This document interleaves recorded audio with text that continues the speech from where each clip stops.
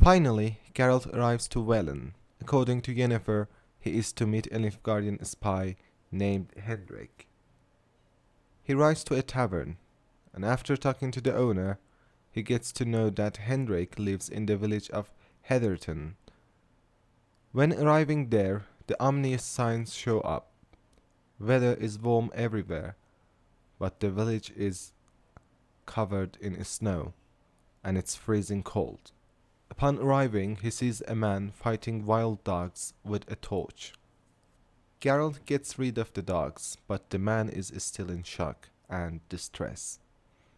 Geralt has to calm him with the sign of Axii. Axii is one of the 5 witches' magical signs, which is used to gain mind control. It can calm the person or make them do things the witcher tells them to do. After coming to his senses, he answers Geralt's question about Hendrik. In that hut, if you'd have heard the cries, sir, if you'd have heard how a man can scream, how he can suffer. Tell me what happened here, step by step. They took him all.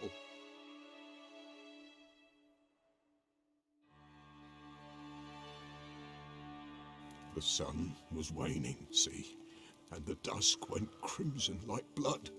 Thought to myself, strange, the tones, I cannot hear them.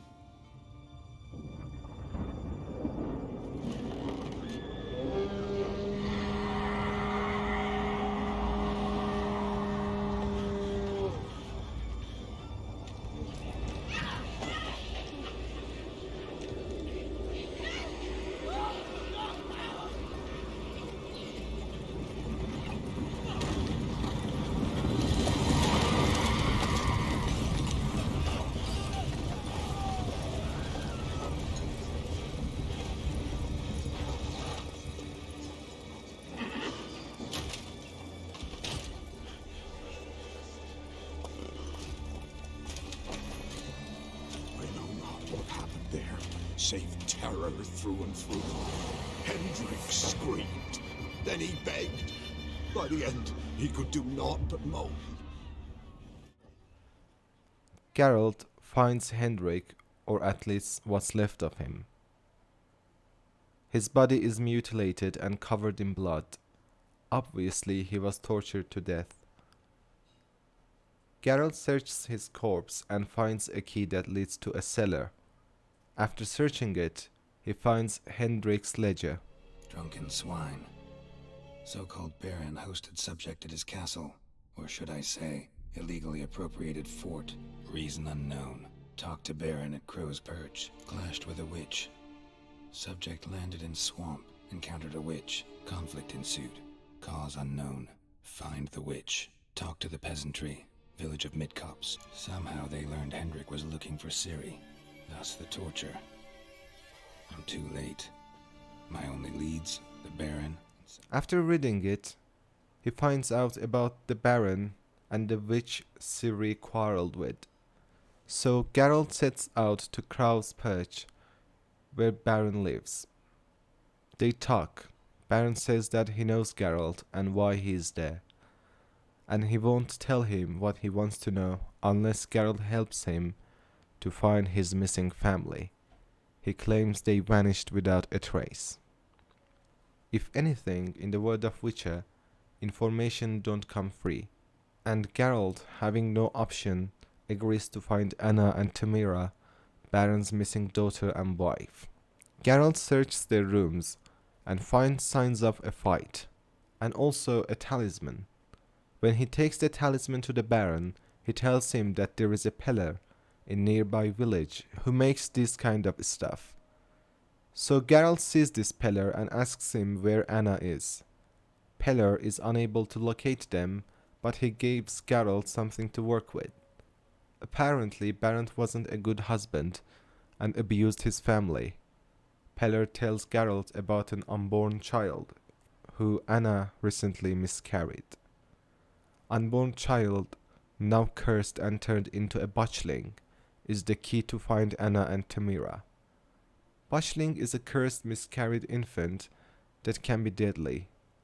The child that lives not, yet did not die, Anna's miscarried child, is now Geralt's only lead. He either has to kill it and draw its blood, or lift the curse, which would turn it into a guardian soul. So back to Crow's Perch it is. When Baron appears, Geralt attacks him and starts beating him because he beat his family. After the commotion, they talk. Baron reveals what really happened. From the start he knew that they did not vanish.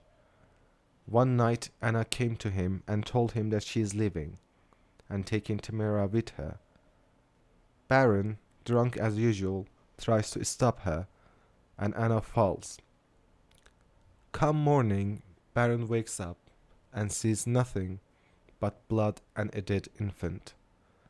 You knew they had run away from the start. Yes, I knew. Why didn't you tell me? Wasted my time. Say I had. Say I'd said I had troubles. Couldn't control my wife, my daughter. What kind of flaccid prick would you take me for? Tell me everything you remember about the day they fled. The truth this time. I'd been soaking myself 3 days straight. Anna came to me, said they were leaving. I begged them to stay. She refused to hear it. I tried to stop her. She wriggled like an eel. We struggled. She fell. Last blasted thing I remember. Woke up in the morn, breeches heavy with my own piss. A large bump on my head. Sadly, they were gone. Know what that's like, Witcher? No. How the fuck could you? I was left with nothing. Nothing! Only the bottle. What happened next? Next, it only got worse. I awoke at sunset, not knowing how many days had passed. Thought it was all a ploughing, drunken nightmare. And then I went to the bedchamber, but Anna was not there. Instead, there was blood everywhere. I knew. She'd miscarried. My breath short, my throat locked. I neared the bed and saw it. It lay there, a tiny thing, defenseless, on bloodied sheets, dead. And it was my doing. Geralt explains that the dead child, now turned into a cursed being, is the key to find Baron's missing family because of the blood bond. Baron takes Geralt to the place where he buried the child. Geralt tries to lift the curse and succeeds. By the powers of earth and sky. By the powers of earth and sky. By the world that was to be your home. By the world that was to be your home. Forgive me, you who came, but who I did not embrace. Forgive me. You who came, but who I did not embrace. I name thee, say her name, and embrace thee as my daughter. I name thee Daya, and embrace thee as my daughter.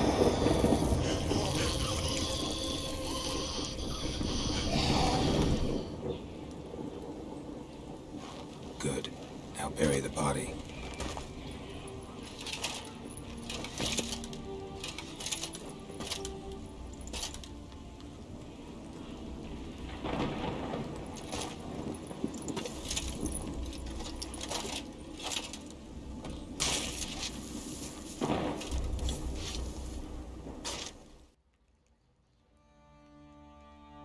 By blood's power I summon you.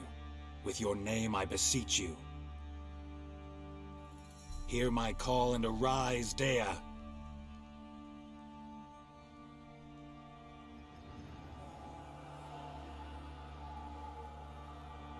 Lead me to those bound to you by blood. Now free of the curse, the soul of the child takes Geralt to a house a family lives in. Geralt asks them about Anna and Tamira. He gets to know that Anna planned to meet this man the night they left in order to help them escape from Baron. But a beast attacked them. It took Anna with it, but the man and Tamira managed to escape, and that Tamira is now safe in a place in Oxenfurt. But no one knows what happened to Anna. But not a one lifted a finger for to stop it. What happened to Tamara's mother? Twere like this. I was awaiting in the old smokehouse with horses. Cold as hell and so dark, couldn't see past 2 ells in front of you. Moon had risen high, and still they hadn't come. Began to fear some demon had snatched them. But finally they came forth, and we sets off towards the river. Suddenly, out of nowhere, a gale arose. Thought it'd tear my head off. And those damn birds, swarms of them coursing o'er the woods, raising a racket to make your ears bleed. Mrs. Anna screamed, bent over into herself. Tamara knelt down, gripped her arms. 'Twere then I saw it. Fiery marks on her hands.